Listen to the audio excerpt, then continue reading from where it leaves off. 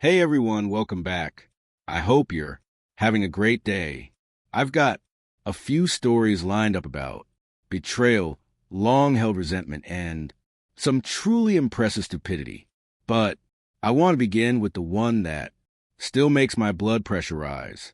The one that showed me that sometimes the absolute best revenge is simply careful, detailed record keeping. Around 6 or 7 months ago, my neighbor, we'll call him Dale, bought himself a drone.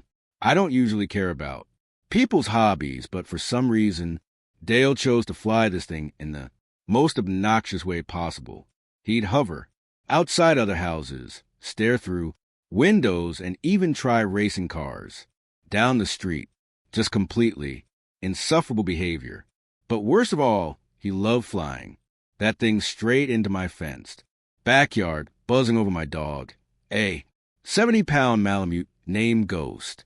The drone would swoop low, barely over Ghost's head, circle around, then do it again. Ghost isn't small. He's a big, solid dog. But the noise and sudden movement absolutely terrified him, and I was always worried about what might happen if that plastic contraption actually hit him.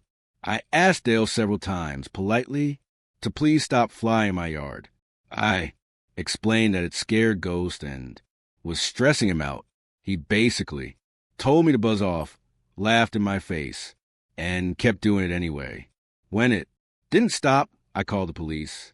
Sadly, there wasn't much they could do beyond asking him very politely not to fly over my property.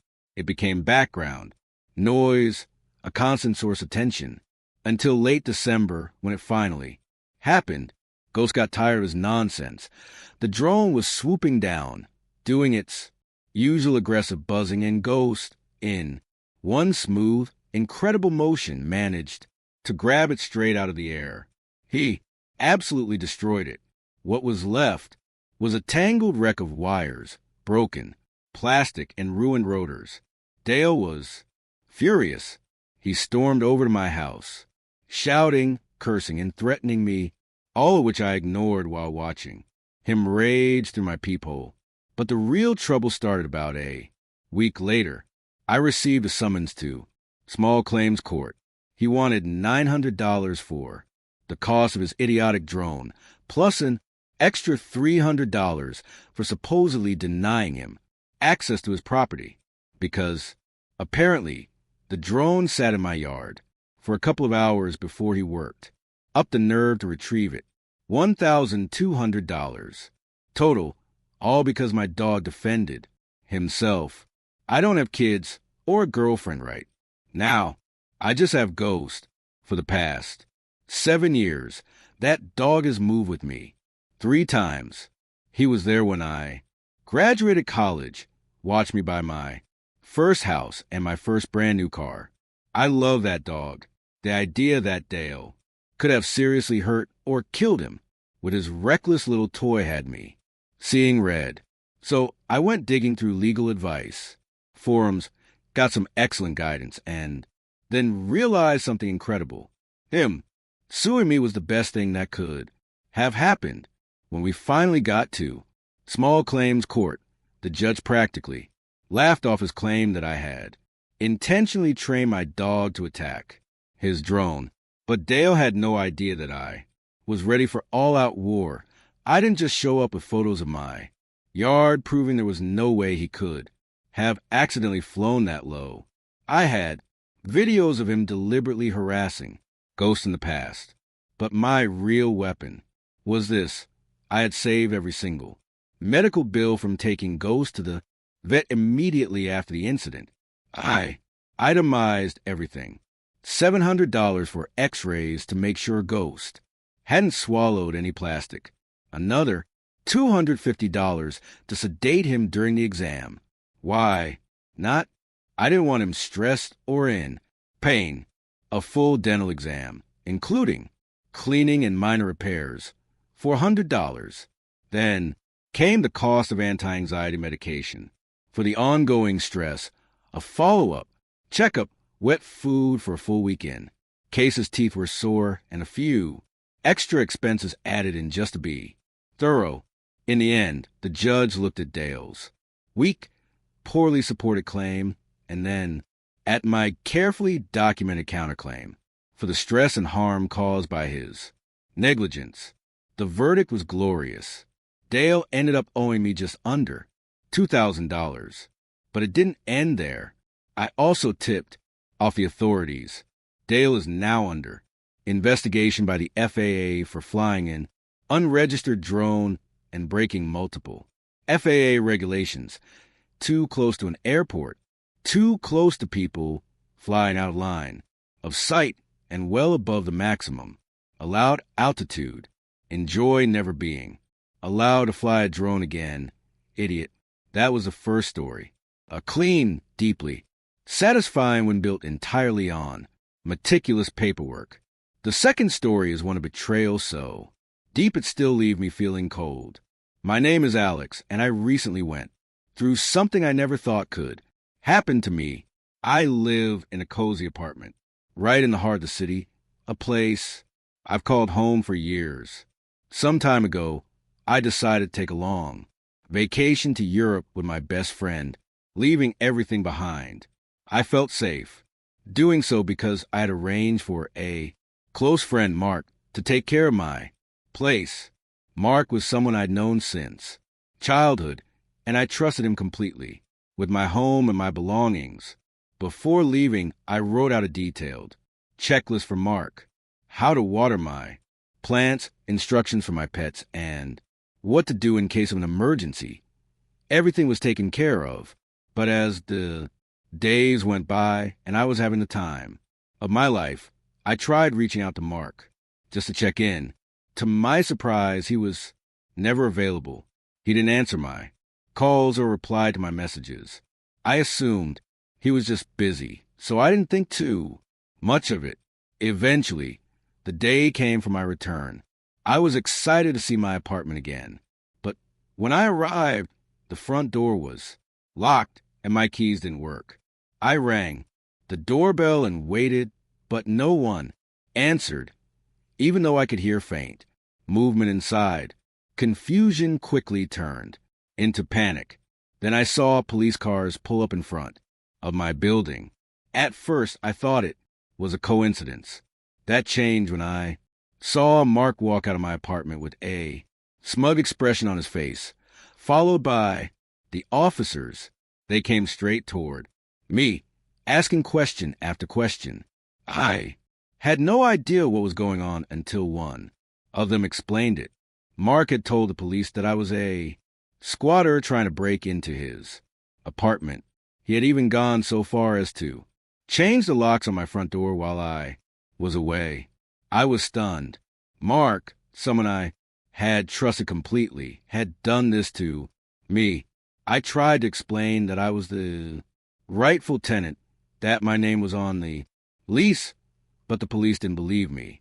Right away, I was furious and heartbroken, but I knew I had to act. I hired a lawyer and decided to fight for my home. After weeks of exhausting legal battles, going back and forth with Mark and his attorney, I finally won. I got my apartment back, but the victory didn't last long. A few weeks after returning, I noticed some of my belongings were missing. At first, I thought I might have misplaced them. Then, as I looked more closely, it became clear someone had broken in and stolen my things. I was devastated. Some of what I lost were my most valuable possessions, including family heirlooms, passed down from my grandparents. I reported the theft, but the police couldn't find any solid evidence.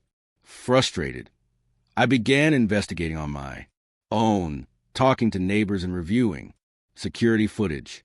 After weeks of searching, I finally caught a break. One neighbor mentioned seeing a suspicious person hanging around the building on the day of the break-in. With that information, the police were able to track down the thief and recover some of my stolen items. I spent the next few months carefully visiting flea markets, antique stores, and pawn shops. I was determined to get everything back. It was exhausting and time-consuming, but little by little, I tracked down most of what had gone missing. Eventually, I felt a sense of relief and closure. Then came the final, shocking call from the police. They had arrested Mark for stealing my belongings. It turned out he was the one who had broken into my apartment and taken my things. The person I trusted more than anyone had betrayed me in the worst way possible. Mark was sentenced to jail time for his crimes, but it didn't bring the closure I thought it would. I was left feeling violated and exposed, knowing that someone I trusted had taken advantage of me. It took a long time to regain my sense of safety and trust in other people. I installed a top-of-the-line security system, changed every lock, and learned a hard lesson. Trust is something that must be earned, not freely given. Before we move on to the final story, let me share a quick one about petty revenge in the corporate world. I work in data analysis for financial firms across Europe, and I recently got a new line manager from the United States. While I usually get along just fine with my American colleagues, this guy was an absolute nightmare. He didn't know the first thing about the industry. Still, because I regularly had to present a board, he would always review my slides beforehand, then ask deliberately difficult questions about things he had learned from me barely 5 minutes earlier. It was genuinely obnoxious behavior. Eventually, he started outright stealing my presentations and delivering them himself, taking full credit. That was the point where I'd had enough, so I decided on a little petty revenge. For the next major meeting, I slipped a few extra slides into the PowerPoint that had absolutely nothing to do with the presentation. When I walked him through it beforehand, I quickly skipped over them so he never noticed. But once he got into the board meeting, the fun started. He was presenting Q3 earnings when suddenly a picture of a baby kangaroo popped up right in the middle of a projected chart. He panicked, stumbled through the next few slides, and just as he started to recover, the regional analysis appeared layered over the bare chest of Tom Brady. By this point, the board was visibly annoyed, assuming he was fooling around. Things settled briefly until the final slide, the standard. Any questions? Except the faint background image just happened to be a bikini photo of the CEO's daughter pulled straight from her Instagram. He rushed through an apology and left the room. Later, he came after me furious, but I played dumb. I had no idea how that happened, sir. Everything looked fine when we reviewed it together. Must have been a hacker. Luckily, Sergeant Craphead, who understands absolutely nothing, bought the excuse. The board, however, did not. They immediately reassigned him to a much more junior role. 6 months later, guess who got promoted into the position he'd vacated? All right, the last story is about family and the slow, simmering resentment that only the people closest to you can truly build. I was born when my mother and father were just 17. IT forced both of them to drop out of high school, earn their GEDs, and start working right away. My father, in particular, resented it deeply. He had dreams of playing college football, and instead, he ended up working at a gas station. More than once, he said, straight to my face, that I had ruined his future. My mother barely raised me at all. She was always working. For context, most of the time I was watched by a cranky old woman who lived next door. And honestly, she gave me more care and attention than my own parents ever did. Eventually, my father managed to get a better job as a manager. Not long after that, my mother became pregnant again with my sister. I was 6 years old when she was born. I hadn't been shown much love before then, but once my sister arrived, it became painfully obvious even to my 6-year-old self, that I was unwanted. The only people who seemed to genuinely care about me were my paternal grandparents and my babysitter. They were more like real parents to me because they treated me the way a young child needs to be loved and cared for. As my sister got older, we shared a bedroom in our small 2-bedroom apartment, but eventually I was pushed out of the room altogether. I slept on the couch for 2 years, and I owned almost nothing besides some clothes, school supplies, and an old Game Boy. When I was 10, my parents decided they were moving away. That move didn't include me. Strangely enough, I was okay with it because my grandparents had agreed to take me in. My life improved immediately. I had my own room again, and my grandparents bought me a brand new N64 in 1996, along with a Game Boy Pocket that Christmas. I got to spend time with other kids, ride bikes, build forts, and get filthy, playing in the creek. You know, the kind of things a normal kid gets to enjoy. I was finally happy. As the years passed, I grew up and eventually moved out. Later on, though, I moved back in to help my grandparents. As they got older and lived on their retirement savings, my grandpa was the type of man who wanted to build a bomb shelter during the Cold War. He believed in saving anything he thought might be useful. He told me more than once that it was better to have something and not need it than to need it and not have it. Those habits stuck with me and became my own. About 5 years ago, my grandmother passed away suddenly, and my grandfather was absolutely devastated. He passed away about a year and a half later, peacefully in his sleep. Almost everything they owned was left to me in the will, their savings, the house, the cars, their belongings, all of it. The house had been paid off for years. And ironically, the HOA was actually pleased with the renovations Grandpa and I had recently completed. My parents turned Grandpa's funeral into a complete disaster. They hadn't even shown up for Grandma's. Too busy, they said. But at Grandpa's, they spent the entire time whispering to each other and shooting glares in my direction. I later found out at the reading of the will that my parents had known for a long time they'd been disinherited because of how they treated me, and they believed it was wildly unfair. They threatened to sue me, demanding that I do the right thing and give my father what they believed should have been his. I told them to get lost, using much less polite language. They followed through and took me to court to contest the will, but the legal fight didn't last long. The judge ruled in my favor almost immediately after reviewing the will and hearing both sides. He even looked at my parents with open disgust, called my father a terrible parent, and stated that my grandparents were completely justified in cutting him out.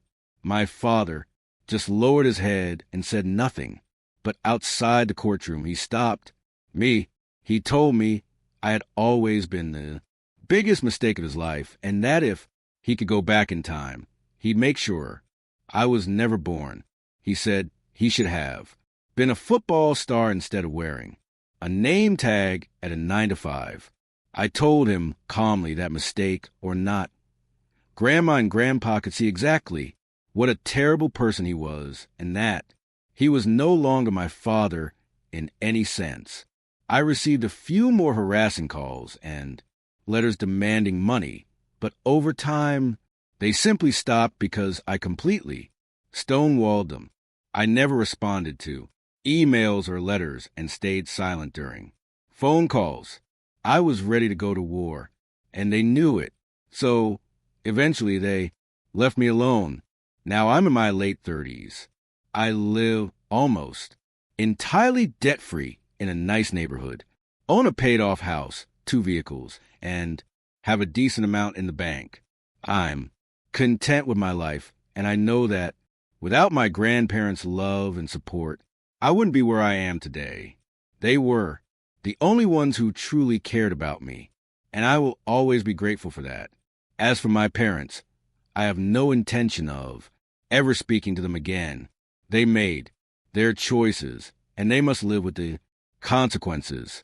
I continue to live my life on my terms, guided by the lessons I learned from my amazing grandparents.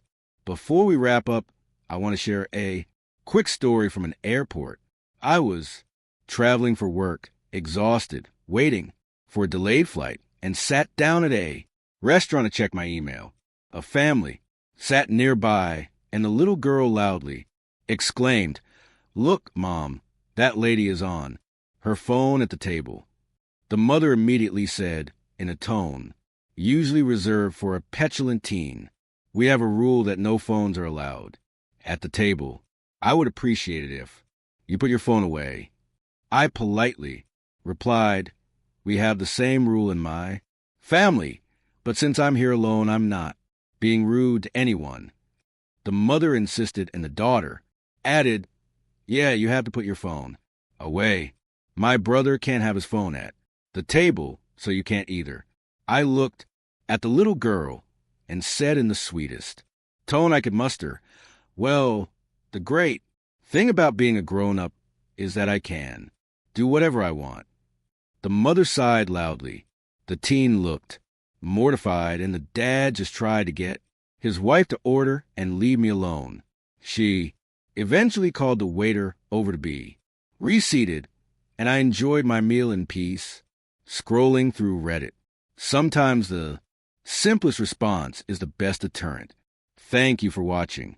I'd really appreciate it if you could like the video and subscribe to our channel if you haven't already. Which story did you find the most satisfying? The drone takedown, the PowerPoint sabotage, or the final courtroom vindication? Let me know in the comments below. We'll see you again soon.